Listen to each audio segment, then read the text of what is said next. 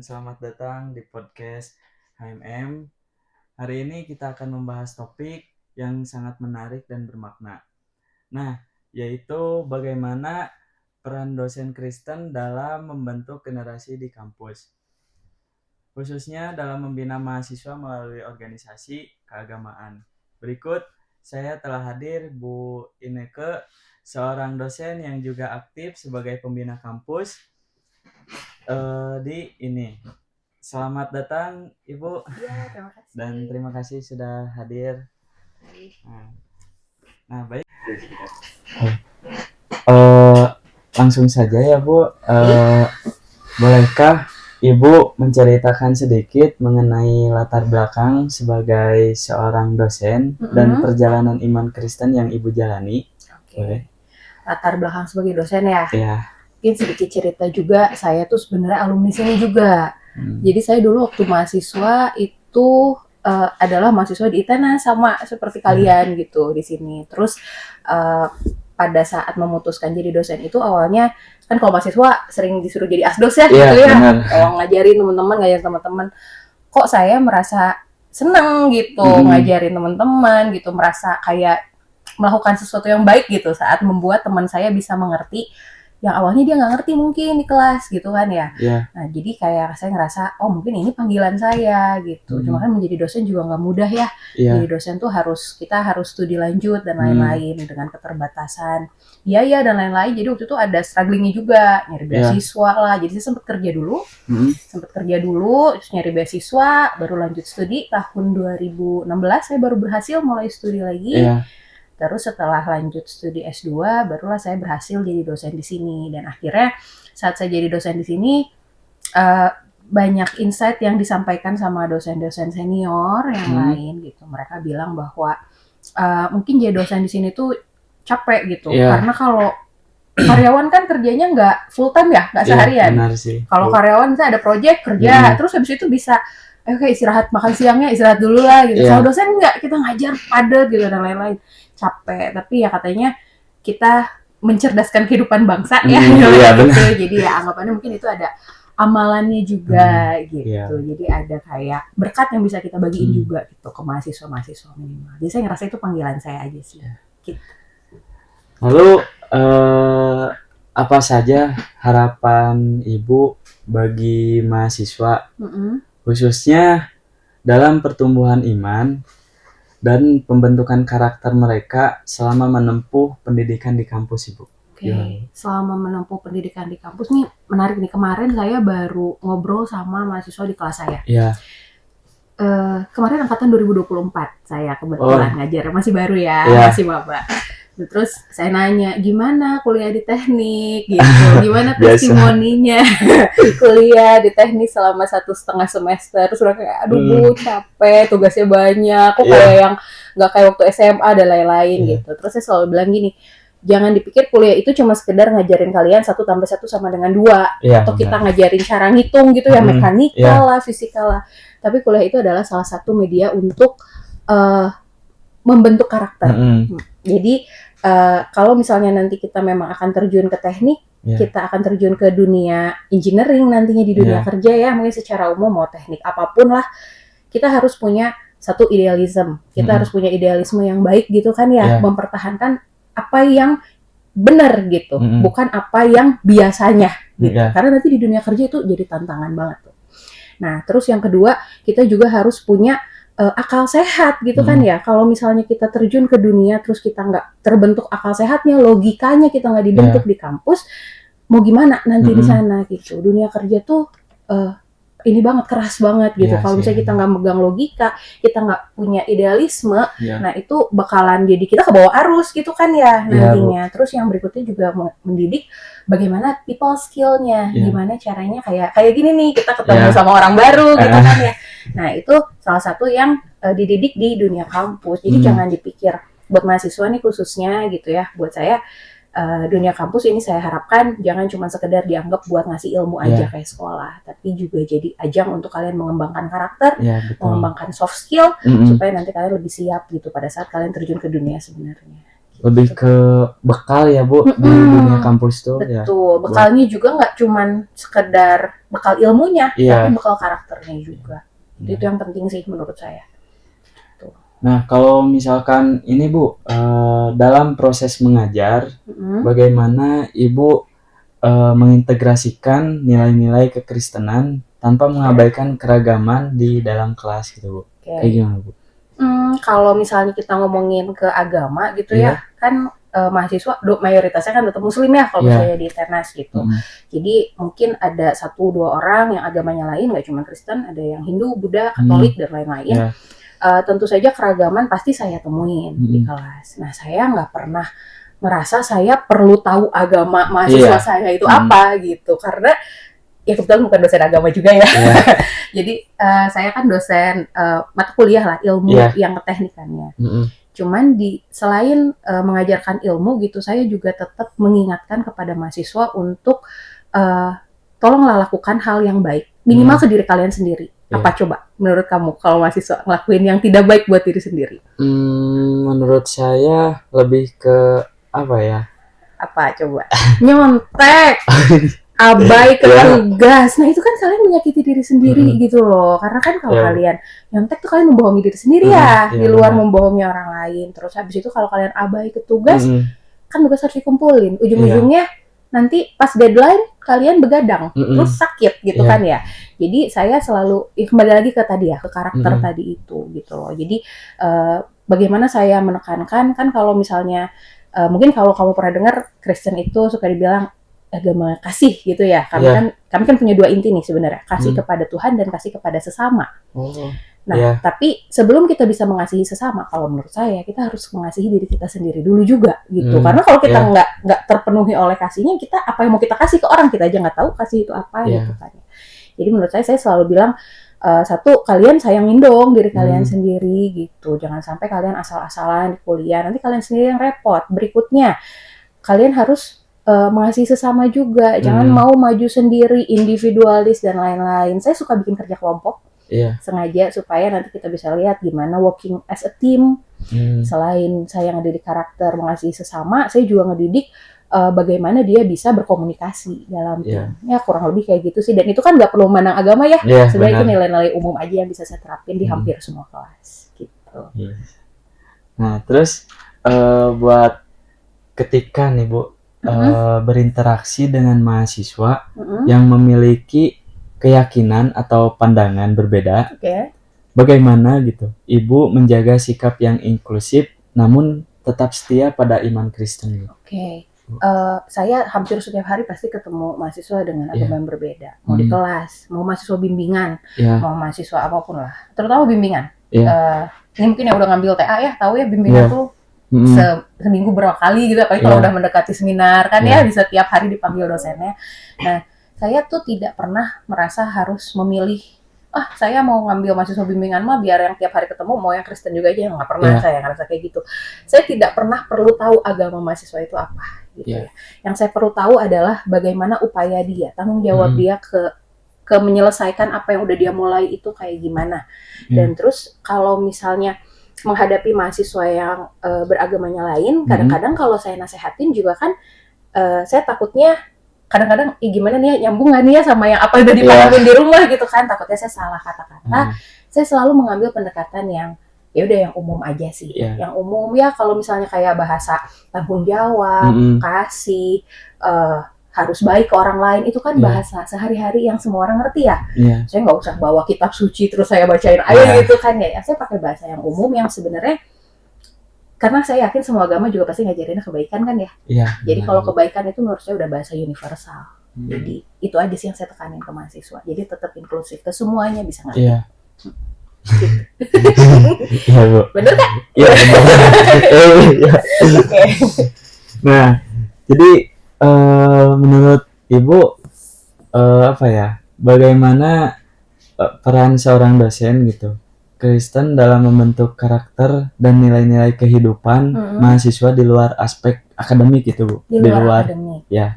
Oke. Di luar akademik. Nah, kebetulan kalau ngomongin luar akademik, saya itu pembina HMS, tadi saya udah sempat bilang ya, sama pembina PMK juga, Persekutuan Mahasiswa Kristen. Kalau di HMS sendiri itu yang saya kan dosen sipil ya, kebetulan di sini ya, tamu ya. Kalau di HMS sendiri yang saya sering tetap tekankan, kalian harus itu, balik lagi ke pertanyaan pertama tadi, kampus itu nggak cuma bekal ilmu, ada bekal karakter. Kelihatan loh mahasiswa yang aktif di organisasi sama mahasiswa yang nggak aktif organisasi. Pada saat seminar proposal tugas akhir atau pada saat sidang tugas akhir itu beda ngadepin orang. Ngadepin dosen itu beda, cara ngomongnya, cara public speakingnya dan lain-lain itu beda. Jadi saya ngerasa jangan gini, organisasi di kampus jangan dianggap jadi kewajiban. Organisasi itu hak kalian gitu loh. Jadi kalau ikut organisasi itu justru kayak privilege yang harus kalian nikmati gitu loh, yang harus kalian merasa itu fasilitas saya untuk ngembangin karakter. Karena kalau kalian nggak ikut ya sebenarnya kita nggak bisa maksa juga milih. Udah saya mau kupu-kupu gitu ya, mau kuliah pulang gitu. Cuma sayang banget gitu loh kalau menurut saya, karena kegiatan ekstrakurikuler ini, kegiatan baik di organisasi himpunan, organisasi UKM gitu ya, unit mahasiswa, itu membentuk kalian menjadi mahasiswa yang bisa menyampaikan pendapat dengan lebih baik gitu loh. Dan dia mendukung juga ke akademis. Itu tadi yang saya bilang. Cara kalian presentasi, cara kalian menjawab, kan dosen tuh pasti nguji tuh tugas akhir nantinya diuji kan. Penelitian kamu nih, enggak ini kurang ini nih. Nah, kalian bisa ngedebat gitu loh. Kalian argumen bisa, gitu bisa menyampaikan argumen yang tetap sopan. Ya, karena kan pasti senior mintanya kalian tetap sopan. Itu pendidikan ya. Ke yang lebih senior lebih tetap sopan, tapi harus bisa nyampein yang kalian mau gitu ya. Itu kepake banget menurut saya. Jadi manfaatkan kegiatan di luar akademisnya itu tuh, anggap itu tuh jadi privilege, jadi fasilitas yang perlu kalian manfaatkan selama positif ya. Kalau berantem begitu nggak boleh. Nah, terus bagaimana Ibu melihat perkembangan organisasi agama Kristen di kampus selama beberapa tahun terakhir gitu, Bu? Beberapa tahun terakhir saya sebenarnya baru ditunjuk jadi pembina PMK itu 2 bulan yang lalu, karena pembina sebelumnya pensiun. Oh, pembinanya. Jadi saya dulu tuh ada dosen senior lah yang emang dia bertugas pembina PMK udah dari zaman saya kuliah di sini. Terus habis itu pensiun, terus saya ditelepon sama biro kemahasiswaan, Bu bisa bantuin nggak ngebina PMK. Saya sebenarnya baru ketemu sama teman-teman dari PMK tuh sekali, 2 kali, 3 kali lah, belum nyampe berkali-kali. Tapi saya nanya, gimana programnya sejauh ini?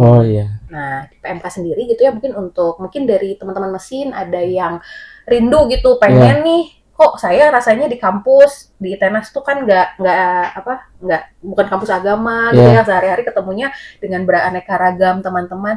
Kok saya pengen sih gitu, udah lama nggak ibadah gitu dan lain-lain. Nah, kita ada tuh ternyata ada ibadah rutinnya setiap Jumat siang. Nih, Jumat siang tuh ada di perpustakaan. Oh, di perpustakaan. Di lantai berapa ya? Di lantai 3. Oh, di lantai 3. Di lantai 3 tuh ada ibadah rutinnya. Jadi mereka bikinin ya kayak sebenarnya nggak banyak-banyak banget. Jadi lumayan lah, bisa saling ngedukung, nge-support lewat berdoa bersama, beribadah bersama lah intinya. Terus di situ banyak sharing-sharing juga. Kadang kita manggil narasumber dari luar, kadang dosen diminta untuk kayak jadi narsum lah intinya di situ buat ngasih motivasi gitu ya, supaya kita bisa tetap, kalau misalnya ada yang depresi, stres gitu ya, mungkin bisa salah satu usahanya gitu ya, ke situ mungkin bisa mendapatkan motivasi yang diperlukan. Nah, ini menurut saya perkembangannya sudah cukup baik, karena kan kalau agama Islam kita ada tuh ya komunitasnya gitu kan ya, KMI yang sudah cukup baik juga berkembang di ITENAS gitu ya, sampai tiap hari raya juga kan pasti ada acaranya gitu di situ. Nah, yang untuk dari segi PMK sendiri juga udah ada ibadah rutin, dan ibadah non rutinnya kayak Paskah, Natal gitu, mereka pasti bikinin acara. Jadi mungkin bisa dicari komunitasnya kalau memang merasa rindu untuk ketemu komunitasnya. Ada kok, perkembangannya juga cukup baik. Nah, mungkin untuk awal kalau di HMM nggak ada perwakilannya misalnya yang ngajakin gitu, nah itu coba bisa datang aja di perpustakaan setiap Jumat siang tuh. Oh, setiap Jumat siang ya? Nah, itu ada ibadah rutinnya katanya di situ, bisa kenalan. Iya. Nah, lalu apa saja tantangan yang Ibu hadapi dalam membina mahasiswa dalam lingkup organisasi keagamaan, dan bagaimana cara Ibu menghadapinya gitu? Lingkup organisasi keagamaan khususnya agama Kristen kalau di sini yang Iya. PMK itu satu curhatan dari ketua PMK terakhir kemarin adalah orangnya dikit banget nih katanya gitu ya. Kayaknya semua organisasi mengeluhnya itu ya. Kayaknya kita mimpinya banyak tapi tidak ada yang bisa melaksanakan. Orangnya dikit banget Bu. Nah, itu mungkin salah satu jadi tantangan kita semua gitu ya. Saya jadi kayak ya cobalah kalian nih. Saya ngeliat tuh ketua panitia waktu itu mereka terakhir bikin acara retreat ke Lembang. Jadi ngumpul-ngumpul nginep di Lembang gitu. Saya lihat ini kok kode mahasiswanya kok kayak cuma beberapa prodi aja, saya bilang gitu. Mungkin kalian ada kali mahasiswa Kristen di prodi yang lain yang kalian nggak kenal gitu ya, jadi kalian belum menjangkau gitu ke yang lain. Terus iya Bu, mungkin itu masalahnya kita nggak ada kenalan nih yang ikutan ke acara gitu. Jadi mungkin jangkauannya belum luas sehingga outputnya orangnya jadi dikit. Jadi mungkin program kerja yang udah direncanakan dengan baik tuh jadi nggak bisa maksimal hasilnya karena dikit. Kemarin mereka bikin bagi-bagi gratis pas Ramadan juga karena mereka malah bagi-bagi apa gitu kalau nggak salah bagi-bagi buka puasa atau tajil atau apa ya karena manpowernya dikit otomatis jadinya nggak bisa menjangkau lebih banyak gitu ya. Nah itu sih saya sih udah kasih saran, cobalah kamu cari tahu gitu, mungkin itu aja yang sipil nggak ada itu di yang anggota yang sekarang saya lihat listnya tuh NRP 22 itu nggak ada. Ini sipilnya nggak ada nih, lah gitu nih gimana pembinanya dari sipil nggak ada orang sipilnya, saya bilang gitu kan. Iya Bu nggak ada yang kenal Bu katanya gitu. Itu sih saran saya ya coba lebih ya harus pengurus ya namanya juga pengurus harus mau gitu turun tangan kenalan cari tahu gitu. Terus kalau misalnya itu ajak sekali diajak nggak mau ajak lagi, nggak mau diajak lagi gitu sih. Itu tantangan yang paling berat menurut saya sih. Boleh nanti dipromosiin ya Bu buat PMK ya Bu namanya? Iya PMK Persekutuan Mahasiswa Kristen. Nah itu acara rutinnya tuh hari Jumat ibadah rutin pas Jumatan. Jadi kalau Jumatan kita kan nggak Jumatan ya. Nah pas Jumatan di perpustakaan itu ada setiap minggu kecuali libur. Terus kalau pas hari besar itu pasti ada juga ibadahnya. Jadi nanti mungkin bisa dilihat di IG-nya rasanya ada ya PMK Itenas. Nanti bisa dilihat update-annya di situ. Ada kalau ada Natal tuh biasanya kita ada ibadah raya di entah di SC atau di GSG. Nah itu tergantung perizinan pada saat itu dia bikinnya di mana. Terus kalau tiap tahun angkatan baru juga selalu diajak buat retreat kayak ya rekreasi bareng gitu di Lembang. Tapi yang tahun ini udah sih kemarin udah kelewat. Tapi kalau pengen ikut lagi tahun depan pasti ada lagi kayak gitu. Ya, oke. Semoga lebih banyak lagi ya Bu buat yang aktif ya, yang tertarik gitu, yang tertarik, yang pengen juga gitu kan ya biar aduh ngapain nih teman-teman Jumatan gitu kan biasanya kan gitu. Saya bengong di kafetaria atau di Barokah gitu kan. Ya udah ikutan gitu. Nah, buat selanjutnya adakah pengalaman pribadi yang secara khusus gitu Bu mendorong Ibu untuk tetap menjadi terang dan berkontribusi secara rohani di lingkungan kampus gitu Bu? Pribadi ya? Iya. Pribadi, tapi mungkin lebih tetap di area kampus lah ya yang relevan gitu. Kalau misalnya dunia, ini saya mungkin sedikit cerita dunia kerja yang nanti akan kalian jalanin gitu ya pada saat kalian lulus, entah di dunia apapun gitu ya, di praktisi atau di akademisi. Namanya dunia kerja itu nggak selalu positif, nggak selalu mulus gitu kan ya. Pasti ada aja saat-saat kita kayak entah terpuruk, misalnya amit-amit gitu ya, ada partner yang kurang suka, akhirnya kita jadi ada nggak nyaman lah, dibikin nggak nyaman di kampus, atau memang pada saat itu kerjaannya lagi sedikit, jadi ekonomi ya mungkin pokoknya macam-macam lah faktor-faktor yang bikin terpuruk. Dan jelas itu katanya roda kehidupan berputar kan ya, pasti ada saatnya. Nanti mungkin kamu juga kalau di dunia kerja gitu, wih tahun ini kok ngerasa lagi enak banget nih gitu ya, duitnya banyak gitu kan, lingkungan asik gitu, tapi tahun depan tiba-tiba kok gini banget sih gitu ya dunia. Nah sama di dunia kerja di sini pun sama seperti itu, kadang ada saat-saat yang sunshine and rainbow gitu. Sebagai cobaan ya Bu buat ini cobaan buat setiap pribadi ya, Iya, pasti ada pasti ada. macam-macam. Nah, kalau misalnya lagi menghadapi yang seperti itu, yang saya ingat ya tetap aja kembali tujuan awal saya untuk ngajar itu apa. Saya ngerasa ini panggilan, mungkin ini pelayanannya saya di dunia ini, saya bisa berbagi ilmu. Ya, ilmu itu kan bermanfaat ya buat mahasiswa yang saya ajarkan gitu. Jadi pada saat saya ingat kembali panggilan saya, ini pelayanan saya, ya udah jangan nyerah gitu. Ya mungkin ini masalah ada tapi akan lewat gitu. Entah lewatnya kapan ya, tapi akan lewat gitu, ya udah jalanin aja. Jadi ya itu mungkin jadi mantra di hidup saya juga, nanti juga akan lewat gitu. Jadi kadang-kadang kembali lagi diingat motivasi awalnya, kembali ingat pelayanannya, itu bakalan bikin kita tetap berjalan walaupun lagi ada cobaan. Iya. Nah, terus dengan apa ya, dengan padatnya aktivitas akademik nih dan tanggung jawab sebagai pembina organisasi, bagaimana Ibu menjaga kedekatan dengan Tuhan dalam kehidupan sehari-hari? Oke. Kalau padatnya aktivitas, iya banget. Padat banget. Ngajar ya, bimbingan, ngerjain kerjaan prodi, Bisa. belum ngebina 2 organisasi gitu kan ya.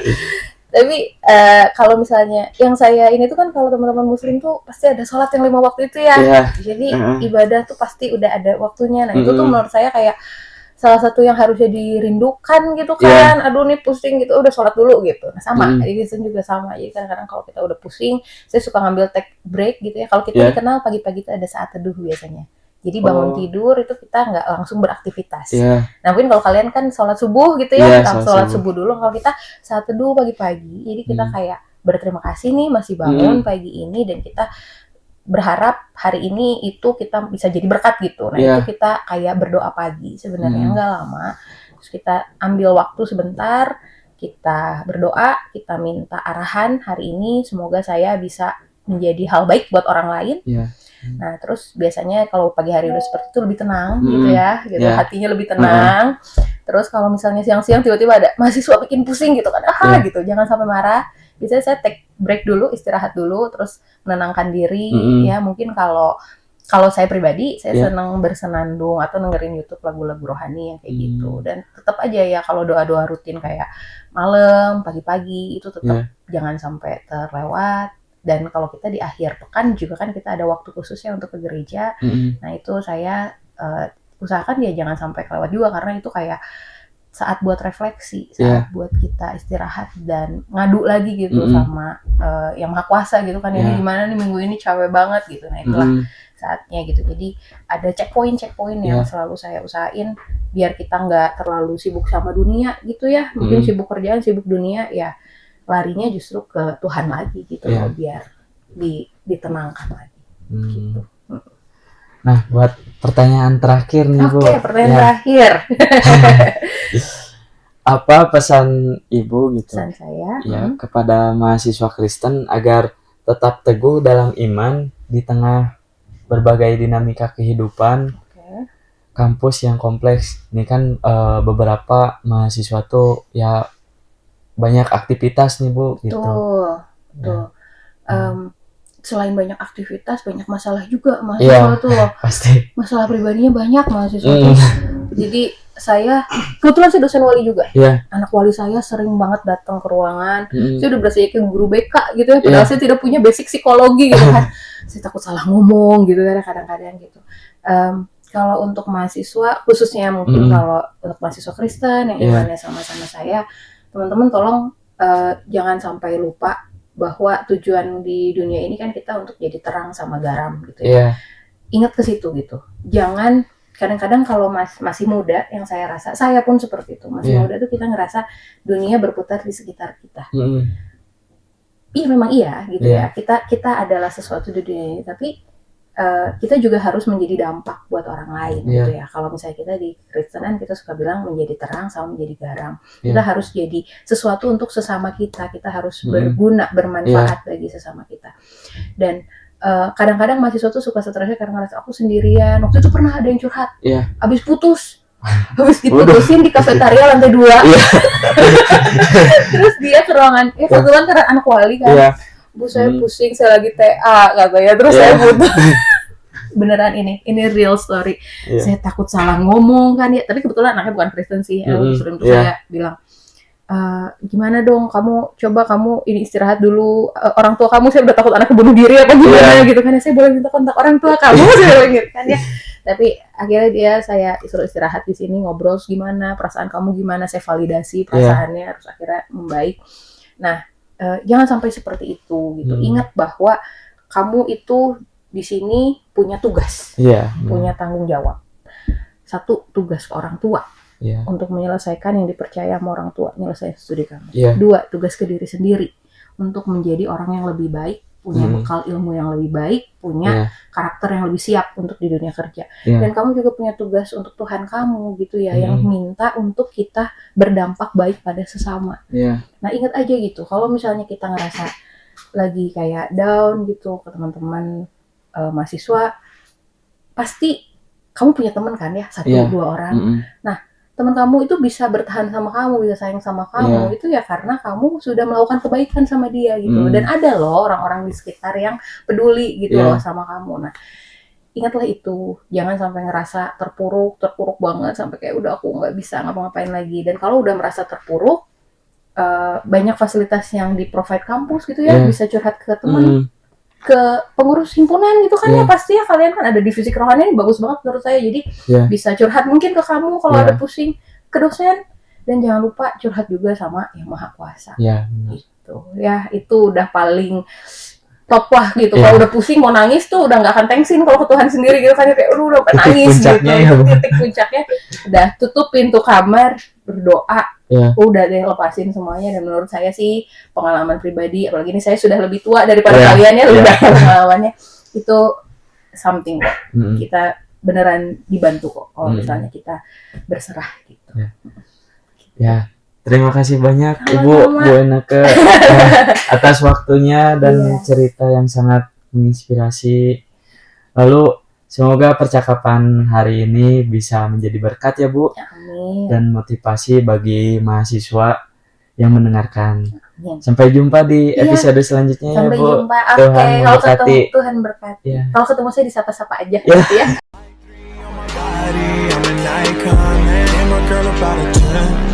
I should fuck her in the Benz.